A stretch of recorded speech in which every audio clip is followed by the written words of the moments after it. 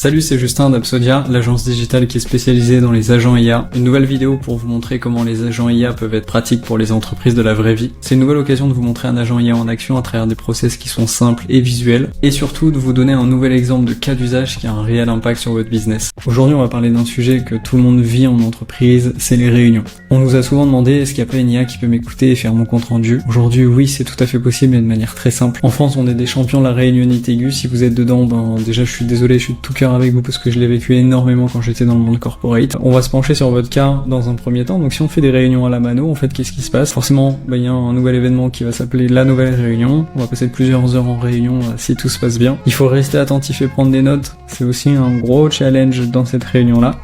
Une fois que les notes sont prises, il n'y a plus qu'à rédiger le compte rendu, si on a bien été attentif et qu'on a bien compris ce que les gens voulaient nous dire.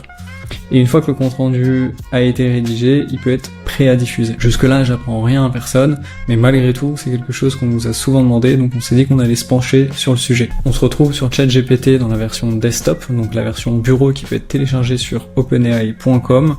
Souvenez-vous, dans la vidéo précédente, ce que je vous expliquais, c'est que si on est malin, on utilise ChatGPT soit sur la version bureau, soit sur la version web, parce que les deux n'ont pas les mêmes fonctionnalités. Ici, ce que j'ai fait, c'est que j'ai appelé un GPT qui a déjà un prompt system, qui va écouter la réunion, qui va identifier la nature de la réunion pour en faire un résumé, qui va identifier les tâches qui sont à faire, et surtout, il va identifier la nature des tâches pour qu'elles puissent être attribuées à la bonne personne. Parce que chez Absodia, Enzo c'est un profil tech et moi je suis un profil opérationnel, donc on va pas s'occuper des mêmes tâches. Et suite à une réunion avec un client, on peut tout de suite avoir les tâches qu'on doit faire sans se poser de questions. Ce que j'ai fait, c'est que j'ai généré un transcript de réunion fictive pour éviter que je partage des informations sensibles d'un client. Une fois que ces informations-là sont données, il va me faire une espèce de résumé, de reprendre le contexte et les différents plans d'action. Moi, ce qui m'intéresse à cette étape-là de la partie agent IA, c'est simplement d'avoir un compte rendu. Donc, on va imaginer qu'il m'a écouté et qu'il a fait le compte rendu. Donc, je pourrais être satisfait de ce qu'il m'a proposé maintenant. Mais moi, je voulais vous montrer quelque chose d'encore plus poussé, qui est un bonus que je vous réservais pour ceux qui restaient jusqu'à la fin de la vidéo. Donc, dans l'exemple, j'ai copié-collé un transcript qui a été généré par l'IA elle-même. Donc, ça n'a pas de sens. Mais pour les personnes qui ont le plan payant, qui téléchargent la version bureau de ChatGPT, ici en bas à droite, vous allez avoir un espèce de cercle et en cliquant dessus, vous allez lancer l'écoute de ChatGPT. Il va être capable d'écouter l'environnement dans lequel l'ordinateur se trouve parce que c'est disponible que sur laptop, que sur ordinateur. Donc n'essayez pas de le faire avec votre téléphone. Il va aussi être capable d'écouter l'environnement système de l'ordinateur. Donc si vous lancez des vidéos, Google Meet, Teams, etc., il va être capable de l'écouter aussi. Donc ça peut se faire en distanciel. Donc si je m'arrête ici, il y a bien une nouvelle réunion. ChatGPT a fait son travail, il nous a écouté, il a généré un compte rendu et mon compte rendu est prêt à être diffusé. Mais moi, ce que je veux vous proposer, c'est d'aller un peu plus loin avec une étape bonus, parce que l'IA, c'est puissant, mais quand c'est couplé à l'automatisation, il y a des limites que seule votre imagination peut rabaisser. Donc on va imaginer que l'IA et l'automatisation sont couplés ensemble. Ici, vous allez avoir de nouveau une nouvelle réunion. ChatGPT va faire le même travail, il va vous écouter et générer un compte rendu.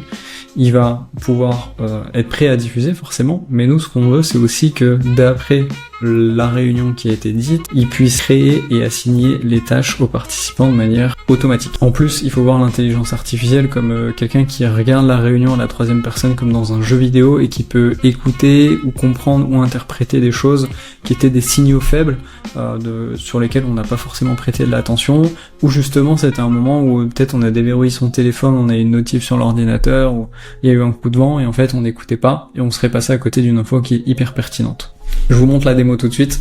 Maintenant on passe sur ChatGPT sur la version web, là où je récupère justement le compte rendu qui avait été généré sur la partie bureau et je vais lui demander d'envoyer la liste des tâches au webbook.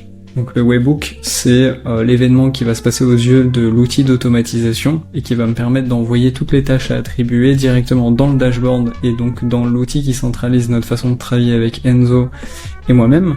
Et ça va même nous permettre de nous notifier par mail si par exemple il y a des nouvelles tâches qui ont été créées. Donc on se retrouve dans notre dashboard sur lequel on travaille avec Enzo et on est en train de voir que les nouvelles tâches sont en train d'arriver. Les nouvelles tâches sont en train d'arriver et sont en train d'être attribuées soit dans la case, dans la liste opérationnelle, soit dans la liste technique. Donc l'une pour Enzo et l'une pour moi-même. Et donc on peut voir qu'on a grimpé jusqu'à 13 tâches. Donc si on récapitule, il y a un agent IA qui nous a écouté directement sur ChatGPT. On a pu récupérer les informations d'informations pour générer un compte rendu et créer une liste de tâches qui sont issues de l'échange qu'il y a eu dans la réunion. Mais on s'est pas arrêté là en générant simplement un compte rendu qu'on allait envoyer aux participants. On a carrément, grâce à l'automatisation, demandé à cet agent IA de venir créer et attribuer les tâches pour qu'on puisse être encore plus réactif.